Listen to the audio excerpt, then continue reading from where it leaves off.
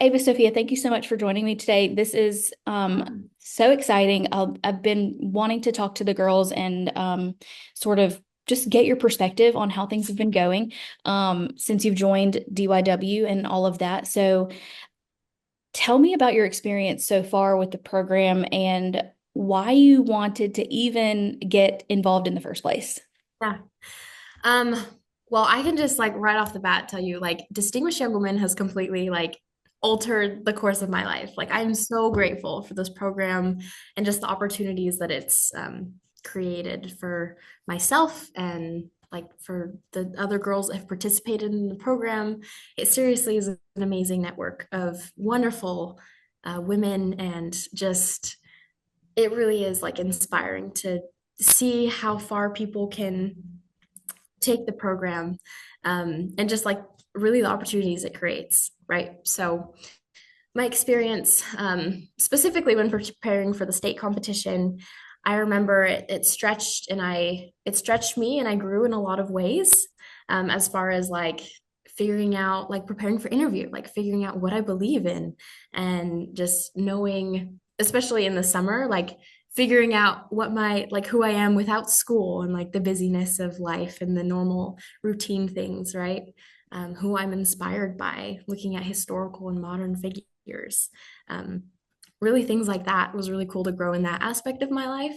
But also to come and throughout this program, I really wanted to focus on self love and to really emphasize that like everyone is like perfect the way they are. And I was able to, through my talent, share a message I was passionate about. And I just, through this, I've been going with the mentality that I want to be that inspiration for others and continue to be a light and to yeah, to shine with others. Yeah, and that is something that this program absolutely celebrates and appreciates out of its participants. Um, and we're specific when we say that word participants instead of contestants because it's you're participating in so much more than just a competition. You're Absolutely. gaining so much knowledge and insight about, again, who you are. And aside from that, worldly events, ways to improve on yourself and make the world a better place. And it's so cool to see how well spoken and how much you learn from this program going through it and the different levels of it. So, did you compete in a local and state program or just the state? So Arkansas's program is a little smaller, and so it goes just straight to state. Okay. So throughout this year, my main focus is really bringing more awareness to the program, Yeah. especially in Northwest Arkansas, because there hasn't been a state winner in this area for the past like 10 years. So Wow. it really is just bringing awareness and letting people know that like it's not about like, of course, like being the state representative is amazing and having the chance to go to nationals. But like you said, like it's much more than that. It's just about like growing as an individual, becoming like getting in this like being a part of this network, Yeah. experiencing opportunities, right? Like it's just it's incredible. So Well, and that's another question that I've been asking. Now that you are the state representative, that's it. It's a big responsibility, but it's not something that's overpowering or something that's going to bog you down with responsibility. It's just something that you should be proud of, something that you deserve. And we want to get that word out. We want to make sure that every school knows about Distinguished Young Women so that we can get more scholarship dollars for our participants and make sure that our program lasts. So as the state rep, is there anything that you have done, want to get started doing with your newfound title and yeah. making our program, more widespread, more wide known? Yes, absolutely. Well, I can tell you, I am very ambitious and I have hit the ground running with all my ideas and things that I want to bring as the state representative. So I love coordinating events. So kind of my plan is to coordinate an event for each pillar of the Be Your Best Self program. So for Be Involved, how I want to touch that is I've been in contact with the Bentonville Public Library, and I'm going to start hosting. Uh, I'm working on a name still, but basically etiquette classes. So I want to touch on topics such as like interview skills, networking, right? Body language, how to represent yourself. There's other skills like social media, um, cell phone etiquette, right? Saying please and thank you, like even the little things. And I guess my target audience with that is like seventh to 12th grade, to kind of have like a mini lesson and then an activity to go with that. And then some of the other ideas I want to, from Be Ambitious, I want to inspire young students to, I'm really passionate about education and I want to inspire students to dream big, to think more than like being an influencer or a TikTok star or things like that. Like that's all amazing, but I also want to help students see that there's like there you could be. It really is possible in our world to be an astronaut or to design a robot or to like so many things like that. You know what I mean? Like to dream big. That's what I want to really help students do, um, and just be responsible with their actions and yeah, so really emphasizing the Be Your Best Self program and different events, getting in contact with the community and engaging with students, and really spreading the word. So I'd love to also speak to schools and anyway, all the things. But yeah, Yeah. I'm excited. I mean, and that's incredible that you're even thinking of doing these things when you have studies to worry about and all of the other things that's going on in your senior year of high school. And speaking of which, I remember senior year and it was the best time of my life. Yeah. Maybe not of my life. That's a little extreme, a little Yeah. dramatic. But I remember it so well because I was so involved in so many different things, probably too involved if you ask my dad. He wanted me to like stick with one thing and excel at that. And I was like, no, but I can do choir and cheerleading and softball and newspaper or yearbook and all these different things and be great at all of them. And looking back, I kind of see his point. It was a little much to be so involved, but it was still so rewarding to, I guess, make a difference and see how much I could stretch and be great at multiple things. So, what are you up to your senior year? What are you getting excited about? I imagine you've got a lot going on too. This year has been definitely the busiest, but it really has been the most enjoyable. Um, I definitely am that student to be involved in all the things. But this year, I've had to sacrifice a lot of things that I've loved. So, for example, I was speech and debate captain, and I've done speech and debate for all 4 years of high school, but I had to resign from my position and I decided to step away from the team so that I could dedicate more time to the bigger projects that I'm working on. So Ignite, for example, I'm in the law and public policy strand. So that has opened up a lot of opportunities for me to network with individuals in my community, to focus on passion projects. So right now I'm focusing on education, like I said. I'm hoping to like just really take the first step on addressing a policy issue that I'm passionate about. Um, and then just working on like college classes and all the things, and then giving my time to distinguished young women as well. And, coordinating these events, again, being involved in the community, all the things. So, Yeah. yeah. I mean, you never want to, I think this is one of my biggest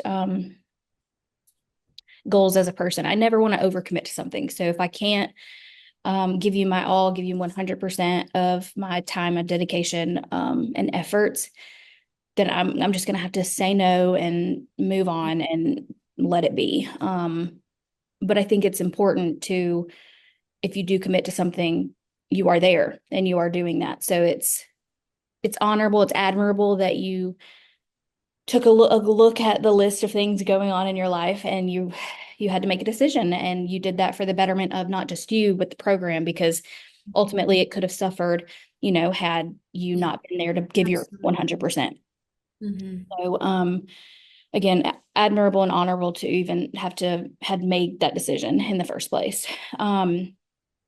So this year we are instilling um putting into place, putting into action a theme of a ripple effect. And if you think of a ripple, you think of dropping a rock in a lake or whatever, tossing it in, and it Yeah. spreads even bigger. Hmm. Um, and we want to take that imagery and make it reality in a sense. So, how one small gesture can in turn make such a big impact on a bigger and greater Yeah. thing. And so, at each level of participants, like you're doing, trying to talk about the program to others who may be interested in it, Hmm. um, and being that deciding factor for them, saying they want to join the program too because they saw AvaSophia do it. Yeah. Um, or from the volunteer standpoint, that one volunteer made that program happen in the first place. Otherwise, we wouldn't have a program at all. And then of course from our sponsors side of things. So um, knowing, letting them see how their semi-small donation has made such a big impact and indent on a girl's life. And so what I'm asking everybody is, how do you suggest or yeah, I guess suggest, how do you suggest that we grow that reach, grow that ripple, make our mission more widespread? Yeah. I think one of the biggest things, just really quickly, as you were saying that, that makes me, I really emphasize the importance of gratitude because, like you said, like without the volunteers, without the amazing people on the Arkansas State Committee, right? And I'm sure, like all across the Everywhere, country, right? yeah, like the time and the energy and effort that these people have put in, like, is truly incredible, and it is the foundation that has helped bring opportunities to young women like myself and to generations to come. And it really is such a blessing to have that support. So I think emphasizing gratitude and really being quick to say thank you and to appreciate what everyone has done and recognize that. Um, and I think the best thing is being an example. Like that's one of the best ways you lead. And you like I feel like this is with anything. Like you don't have to have a title, you don't have to be the president. And this is like one of the most valuable lessons I've learned. You can lead with a lowercase L, like just by being an example and showing up, putting in your 100%, like by bringing the positive energy, being the hype woman, like you can you can make a significant difference more than you know and often can see. But by being that example, being that light in someone else's life, that can touch the hearts of those around you and want them to follow that example and continue to spread light and to continue to be amazing. Yeah, I mean, that is so good. You can lead with a lowercase L. I think a lot of people immediately back down or back away because they're like, I'm not a leader. I can't do this. Please don't put me in charge. I'll be there to stand in, and it's it's so much more than that. Your presence is already making a difference. And showing that gratitude and that just positive reinforcement in a way that your gesture, your action is making a bigger difference than you may even think. So yeah, I totally agree with you. I think another girl mentioned just writing a thank you card, like handwriting a thank you card goes such a long way instead of sending an email or something. I Mhm. was like, that is so true because um anytime I receive a thank you note, I'm like, oh, they thought of me, like that's so special. That's so sweet.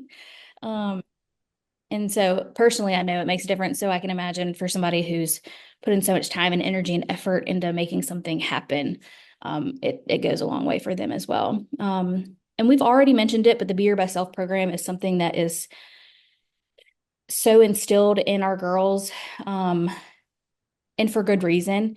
The five pillars just sort of stand out in a way that holds you accountable more so than, if you didn't really know about them or consider them in your day-to-day life. Um, is there one of the five pillars that you relate to or connect to more than the others? Yeah. Um, I think, I mean, they're all great. I absolutely love all the pillars. Like you said, they touch and really stand out in a lot of different ways. For me, like be ambitious, right? Like if you're ambitious, you also have to be responsible and keep your commitments, right? If you're involved, you have to take care of your health, right? Like they all interconnect. I think for me, the one that I've been working on the most is being healthy and really taking care of my mental health, and being okay to say no, and just really being okay with um, the way that I'm connecting this is like with success, right? Success, um, I forgot who said this quote, but something that I have lived by is that it is intrinsic peace. Like it's once you have done everything you can and are proud of yourself, like that is success. It's not getting the medal or right, like having to whatever, get the trophy, right? It's just a matter of doing everything you can and then being at peace with that. And so I feel like that ties in with be healthy because that takes a huge mental aspect to to to have the strength and to really take the actions to prioritize what you need to do sometimes, right? So I feel like it has definitely been something I've been learning a lot this year. Yeah, and like you said, they kind of intertwine, all of them. You're not really responsible if you're not ambitious because you've got that's a tangible thing that you've got to sort of take care of. And I mean, again, they just all they relate, they matter, which is why there's five of them in the first place. Um, and it's so cool to see how you're utilizing them, not just you, but everybody who I've spoken with, and how they sort of stay with you. And that's across the board. I mean, this program has been since 1958. Yeah. There are so many women who have gone through this program, and the Be Your Best Self program is still significantly newer. Yeah. Um, but at the end of the day, it's been a steady guideline for people to sort of follow and realize that they can be these great things. All five of them have such an important role in your everyday life. And going back on the 1958 thing, there's so many women who have done this before you who are still taking away so much from being in the program. And I think that is a true testament to how great Distinguished Young Women is. Used to be called Junior Miss. So those girls before it was transitioned to DYW have gone through the same things. And they have the exact same mentality about all of it, how much it's helped them personally grow, things that have stayed with them throughout the course of their lives. I did it when I was a junior in high school and it was Junior Miss then, and I won the interview portion, but I bombed the self-expression on stage. And and it was because I was so nervous about messing up. And I want every girl out there who does this to know, yes, it is a big deal, but it's not as big of a deal as you think it is. It's not the end of the world if you mess up. Um, and so with that being said, I want to hear any words of encouragement or advice that you may give to a young girl who may be a little scared, a little apprehensive, um, about even signing up for the program in the first place. Why is this something you would suggest that they do? Yeah. Um, well, I feel like everything that we've touched on, like it truly creates a wonderful, it's full of opportunity. And it's an amazing network of wonderful women that have so many different talents and leadership and like it really is just it really is women striving to be be their best selves and to make the world a better place, right? That's the network that Distinguished Young Women is. And I feel like something that might hold people back from signing up or something is maybe they're like, oh, I don't have a talent. What am I going to do? Or, oh, I don't feel adequate to maybe do an interview or something like that, right? But one of the beautiful things is that, like, first of all, you can learn anything, right? But the second thing I would say is like we are each so talented in our we're so special and unique, and there literally has never been a you on this planet. Like it's just there's so many there's talents that you have to bring to the table. So bring those strengths and trust that like as you consecrate your efforts to bringing good, like your weaknesses will be like your efforts will be magnified and you will be able to make an impact. And just realizing that and not being afraid to be unique and standing out and maybe not doing something traditional, but like just putting yourself out there and just putting yourself out there and making that difference. Exactly. It is challenging, of course. Anything that is worth doing is going to be a challenge for you. Um, and but that doesn't mean you can't do it. It doesn't mean you can't do these hard things. And so many girls are creative in their talents, like painting on stage, Yeah. uh, karate, turning Hmm. that to some sort of cultural dance. Yeah. Um, of course, the instruments. I mean, there's so many of those. I didn't play the piano, but I learned a song on the piano to be my talent. That's how invested and committed I was to doing junior miss at the time. Um, but talk with your peers, talk with the people around you, talk with the girls. This is a sisterhood. Talk with Mhm. them and ask them questions. They are so willing and welcoming to the new classes. And even the ones are just joining the local program, there's so much that you can do um, to get involved and to understand the program. Yeah. Um, but that wraps up everything I have for you. Well, one more question. Are you committed to a college or university yet and have a major in mind, or are we still thinking about it? Honestly, my college plans have shifted 180 degrees. I have actually been planning on attending Brigham Young University for the past, like literally since freshman year. Mhm. I've taken all my classes to make sure that it lines up perfectly.